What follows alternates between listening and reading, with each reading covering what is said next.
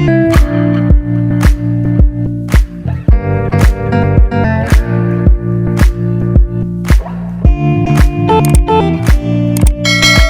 Assalamualaikum warahmatullahi wabarakatuh. Selamat bergabung kembali tentunya. Pada kesempatan kali ini kita akan melanjutkan pembahasan terkait kisi-kisi untuk seleksi kompetensi bidang untuk formasi PFM ahli pertama di Badan Pengawas Obat dan Makanan tentunya. Dan mungkin juga buat teman-teman yang mendaftar sebagai penyuluh obat dan makanan, mungkin bisa mempelajari kisi-kisi ini, semoga bisa bermanfaat.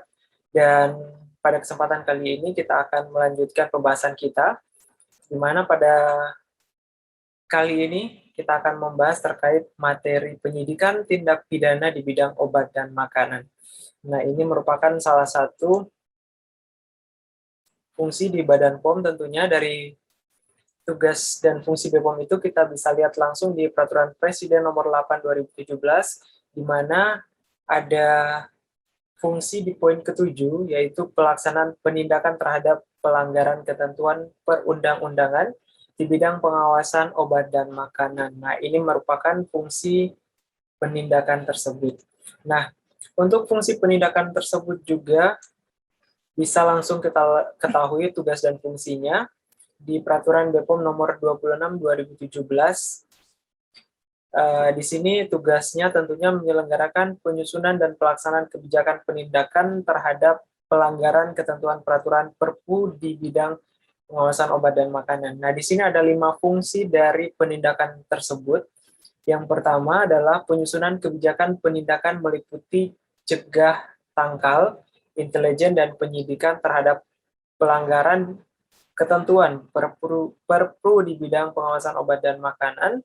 Kemudian yang selanjutnya yang kedua yaitu pelaksanaan kebijakan penindakan meliputi celah tegal, intelijen, dan penyidikan terhadap pelanggaran ketentuan Perpu di bidang obat makanan. Oke, habis penyusunan, kemudian yang kedua ada pelaksanaan ya. Kemudian yang ketiga penyusunan norma standar prosedur dan kriteria. Yang keempat adalah pelaksanaan evaluasi. Jadi ada evaluasi di poin keempat, dan tentunya ada pelaporan penindakan meliputi cegah, tangkal, intelijen, dan penyidikan terhadap pelanggaran ketentuan Perpu di bidang pengawasan obat dan makanan. Dan yang kelima atau yang terakhir itu adalah pelaksanaan fungsi lain yang diberikan oleh kepala. Nah, kepala ini adalah kepala Badan POM tentunya ya. Oke, nah inilah struktur organisasi Badan POM, di mana ada 3 deputi awal sebenarnya sebelum ada penindakan itu. Yang pertama adalah deputi bidang pengawasan obat, narkotika, psikotropika, prekursor, dan zat adiktif. Jadi di sini yang berkaitan dengan obat itu masuk di deputi pertama atau kedeputian 1, biasa disebut seperti itu. Kemudian yang kedua ada deputi bidang pengawasan OTSK dan kosmetik. Nah, ini deputi kedua atau kedeputian 2 biasa, OTSK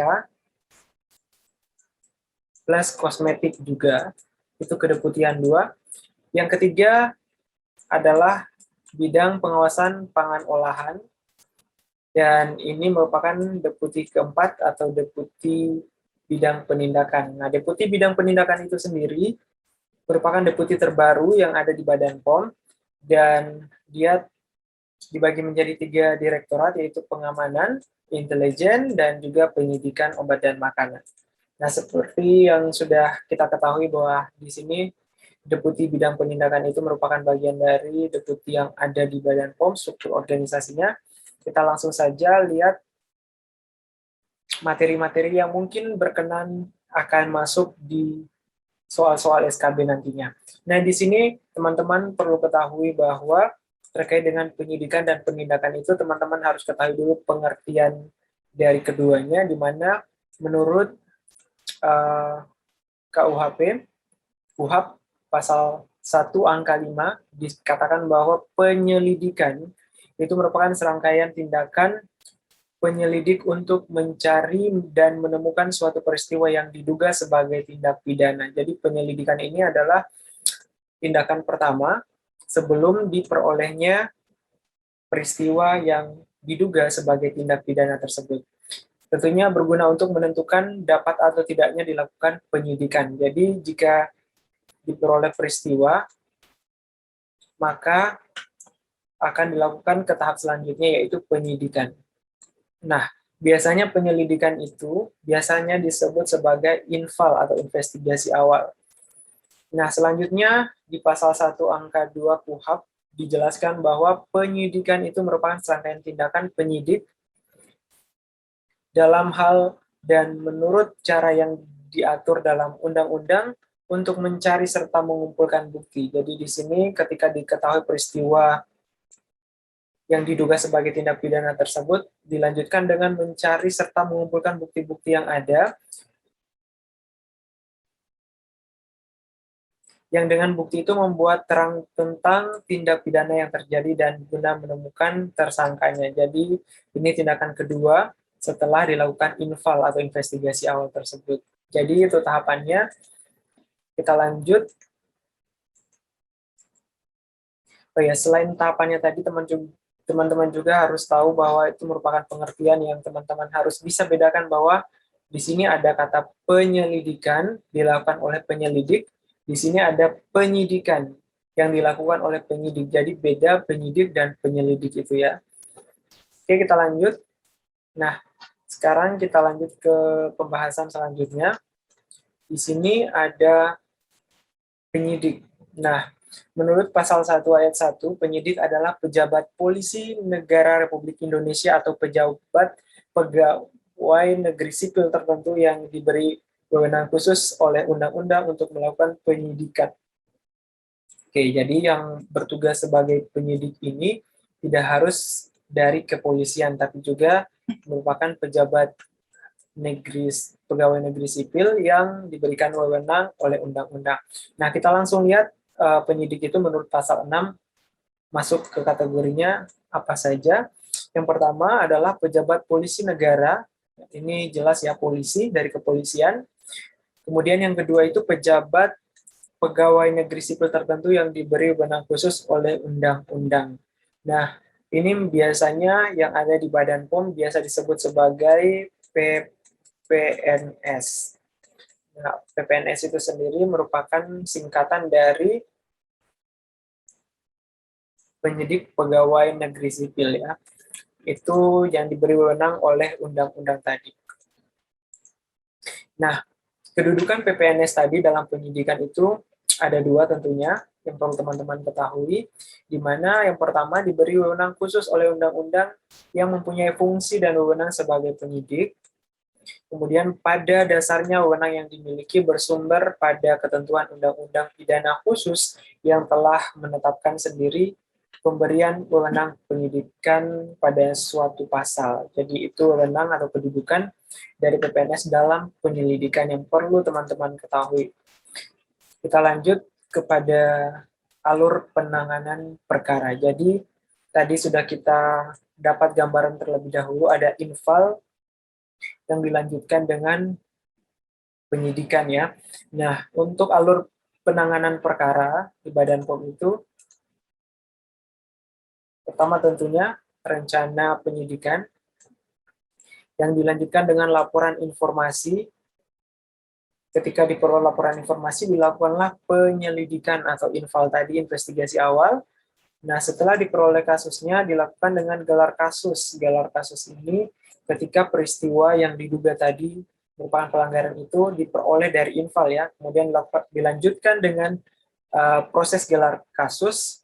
Setelah itu ada penindakan. Nah, biasanya penindakan ini pegawai Badan POM, PPNS, dan seluruh pegawai di bidang penindakan itu turun biasanya bersama dengan kepolisian untuk melakukan penindakan. Biasanya penangkapan terhadap pelaku yang melakukan tindak ilegal di bidang obat dan makanan tentunya. Kemudian gelar perkara,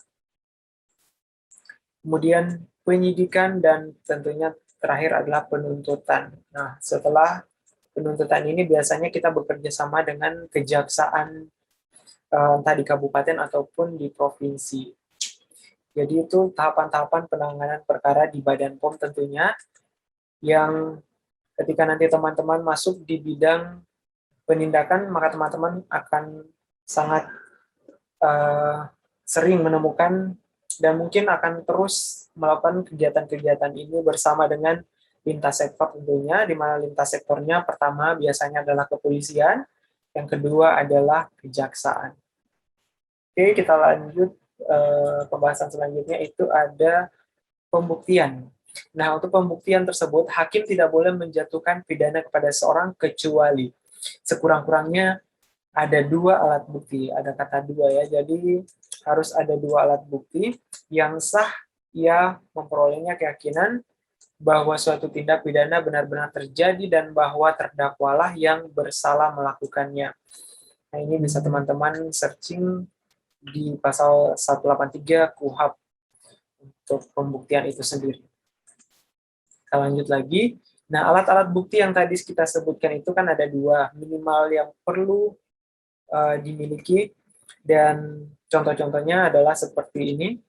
Yang pertama, keterangan saksi. Keterangan saksi, ini tadi diatur di pasal 184 KUHP ya, alat bukti yang sah itu. Kemudian keterangan ahli.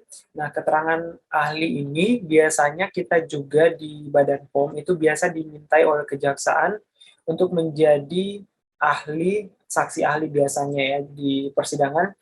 Nah, itu yang perlu teman-teman lakukan biasanya, dan teman-teman di Badan POM akan sering dimintai ketika teman-teman menjabat sebagai PFM ahli ya. Entah itu ahli pertama, ahli muda, atau madya. Kemudian kita lanjut ke alat bukti yang selanjutnya, yaitu ada surat, kemudian ada petunjuk yang berkaitan dengan tindakan pidana, kemudian yang terakhir keterangan terdakwa.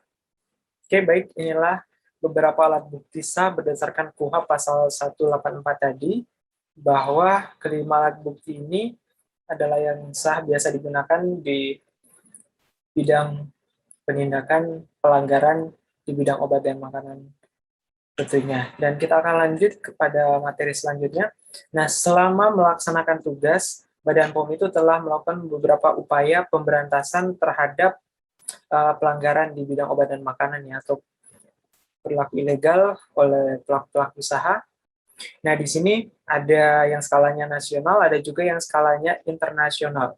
Nah, untuk skala nasional itu sendiri, biasa yang dilakukan oleh Badan POM itu ada namanya Opgabnas atau Operasi Gabungan Nasional, kemudian juga Opgabda, Operasi Gabungan Daerah, dan Operasi Terpadu, dan yang terakhir ada Operasi Intensifikasi. Biasanya ini dilakukan ketika menjelang hari-hari besar keagamaan, misalnya Idul Fitri, atau biasa juga pada Tahun Baru. Nah, ini yang skalanya nasional dan sering dilakukan oleh Badan POM. Yang internasional itu ada namanya Operasi Pangea, pemberantasan obat dan makanan ilegal secara online. Kemudian ada Operasi Storm, yaitu pemberantasan obat ilegal di kawasan Asia Tenggara. Dan yang ketiga adalah Operasi Opson, yaitu pemberantasan makanan ilegal. Tapi skalanya internasional. Oke, jadi itu yang mungkin teman-teman harus tahu dan sering mendengarkan, supaya teman-teman familiar dengan istilah-istilah tersebut. Nah, ini juga ada istilah-istilah intelligent waste yang biasa kita temui di penindakan di bidang obat dan makanan. Yang pertama adalah cyber patrol. Oke, cyber ini yang sering dan saat ini sering menjadi kegiatan rutin di bidang penindakan ya. Yang pertama adalah pengawasan penjualan kosmetik secara online. Nah, di sini apalagi masa COVID ya, jadi marak-maraknya penjualan kosmetik, dan tugas Badan POM itu melakukan cyber patrol ini tentunya. Kemudian juga ada operasi intelijen, di mana merupakan deteksi dini atau cegah dini dengan melaksanakan operasi intelijen untuk menelusuri jaringan pelaku kejahatan kosmetik ilegal serta menghasilkan rekomendasi bagi pimpinan Badan POM. Dan juga ada lead PAMGAL. Kemudian ini merupakan optimalisasi penyelidikan untuk mendapatkan informasi yang akurat, melaksanakan pengamanan personil maupun bucket dan penggalangan lintas sektor serta pelaku usaha. Nah, itu merupakan istilah yang mungkin teman-teman harus sering ketahui juga yang berkaitan dengan intelligent waste. Nah, kita lanjut. Nah, di sini ada pengertian agen. Nah, ini yang paling sering teman-teman bekerja sama, khususnya yang bekerja di fungsi penindakannya. Agen ini merupakan seorang karena hasil pemilihan biasanya atau penelitian atau juga latihan yang teliti dan kesediaannya untuk diberikan tugas-tugas bagi kepentingan organisasi yang bersifat rahasia. Jadi agen ini orang-orang tertentu tentunya, dan dia tidak boleh mengungkapkan jati dirinya ya. Jadi biasanya dia itu orangnya jarang dipublish mukanya.